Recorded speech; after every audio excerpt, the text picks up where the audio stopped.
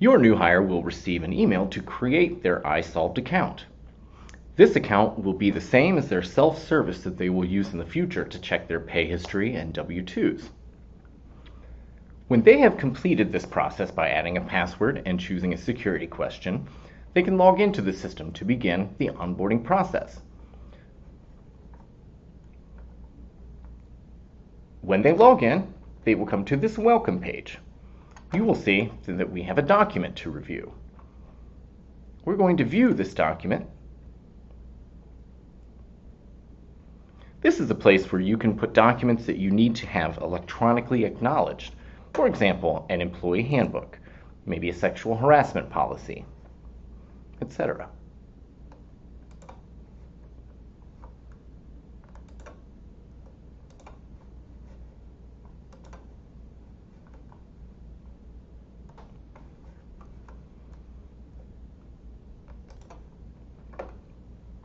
Once all documents have been reviewed and any required acknowledgments have been clicked, the new hire will click Next. Anything that is designated with an asterisk is required.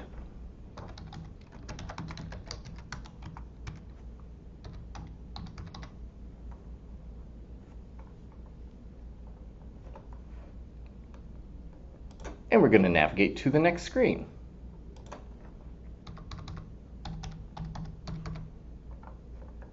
You can see that these are not required, but we can enter information in here if we like.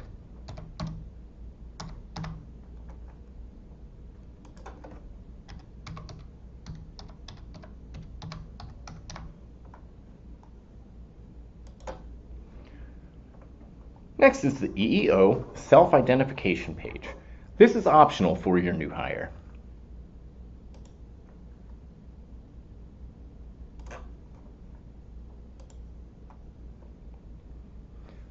The onboarding lets your new hire complete the I-9 form electronically. It will automatically populate the information that has already been provided, and your new hire will have to select which one of these applies to them. I'm going to say I am a citizen, and then I'm going to sign. The signature must match exactly to the name that has been provided. For example, if I type Christopher, it will tell me that I have to do the full name as it is up here.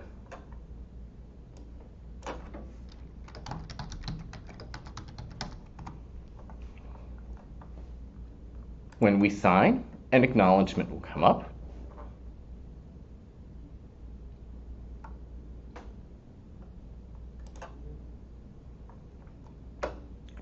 And the employee part of the I-9 is complete. Moving forward, we are going to start the tax information part of the process.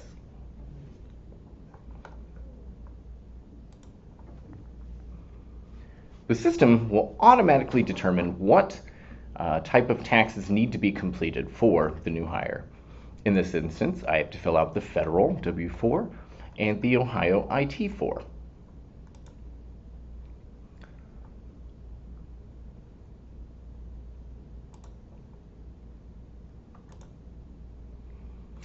So we are going to start the W-4.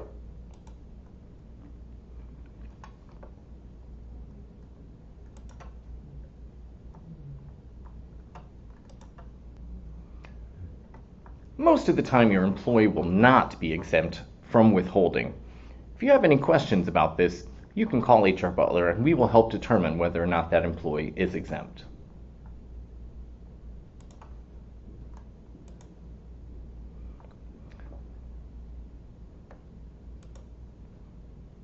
The Personal Allowances worksheet is there to help the employee determine how many exemptions, if any, they would like to claim on their W-4 form.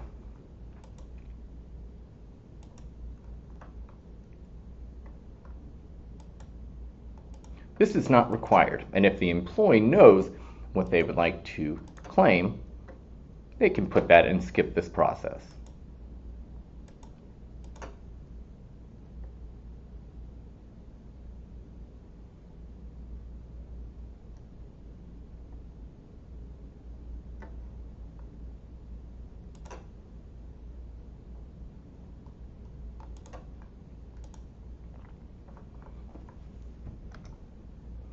As you can see, a value must be put in, even if that value is 0.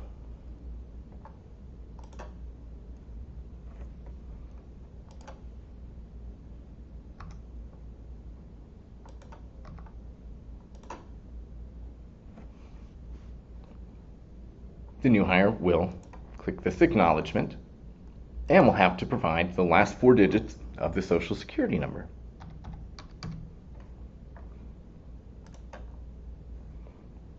And as you can see, an electronic version of the W-4 is created. Upon saving this information into the system, this will be stored in the Employees Document section. Now you're going to do, you will click Continue to move on to the Ohio tax.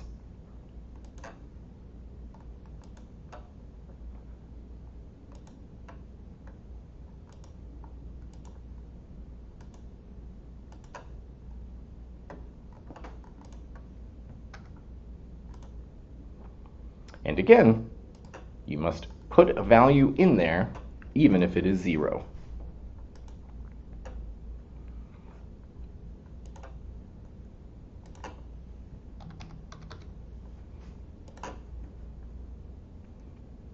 And now the Ohio IT4 has been completed.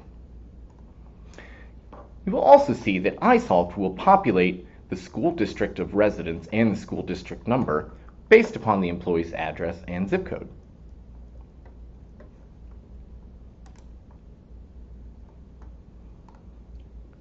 Next, we're going to move on to employee contacts.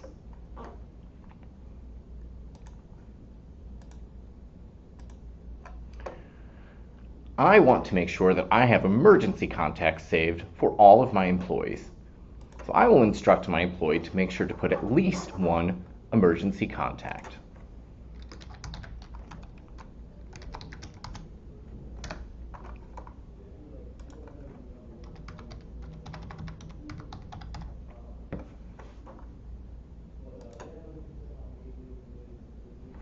For clients that are our benefits clients, we also can store dependent information, but it is not necessary to do this at this point, as that could be completed later during the open enrollment.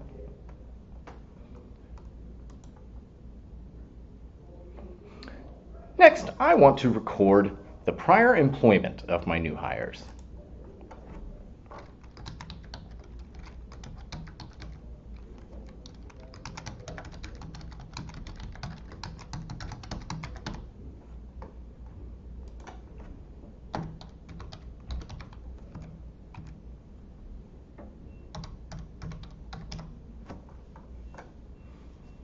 You can see not all of the information is required,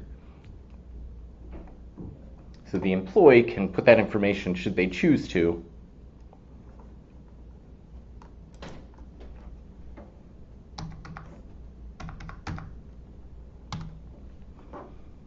And save. They can add another if they like, depending on their work history. But we're going to move forward. For my company, I need to know whether somebody has CPR or payroll certifications. These are customizable, so any certifications that your organization needs, we can record and have your new hires select which certification they have.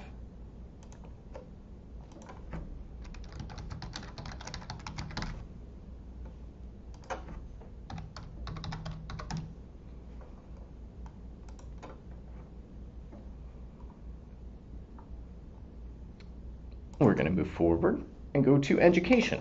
I also would like to record the new hire's education level.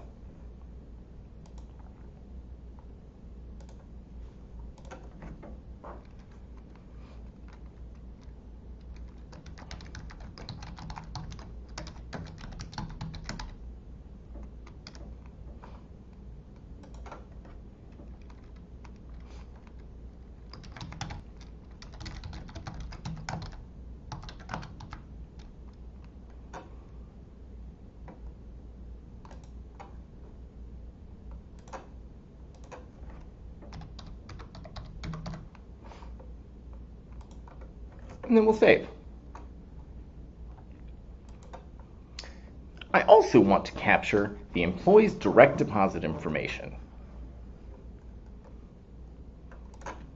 We're going to add a new. I'm going to describe this as sometimes it can be a little confusing. When you have active, inactive, or pre-note, active means that the account is going to be active from the moment they save this. Sometimes employers want direct deposit accounts to be verified by the banking institution. If this is something you require, you can instruct your new hires to select pre-note. This will result in a paper check being issued at least for the first check, but it will have their banking institution verify whether the account is good. We'll select the account type. If the employee only has one account that they want 100% of their pay to be deposited into, they can select Remaining Net and then complete the routing and account number. Maybe they have a savings account or one account that they want a portion of their check to be deposited into first. We would select the first sequence and say $50 per pay.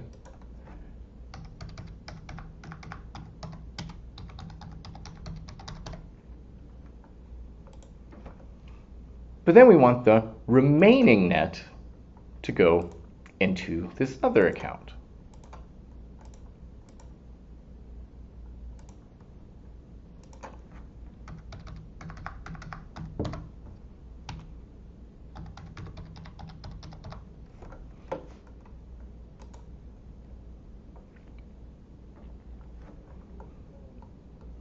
We're going to move forward to miscellaneous fields. I need to record what parking pass number I have given my new hire. This is also not required and can be issued and added to the system at a later time. But I do also want to get their t-shirt size.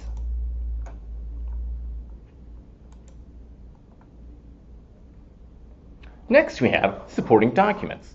This is another location where documents pertaining to your organization, including notices, maybe benefits information, any type of document that you need your employees to look at, can be stored here.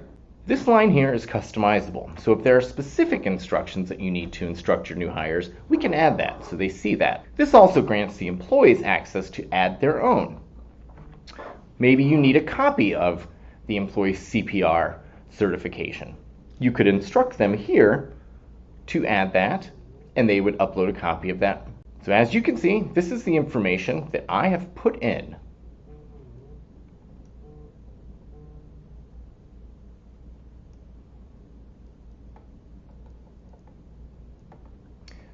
Now you have options. You can save and submit later or submit. Another item of note is that this will save as you go. So if the employee runs out of time or needs to take a break from it, they can log off and log back in and it will save exactly where they were. I'm going to go ahead and submit this information.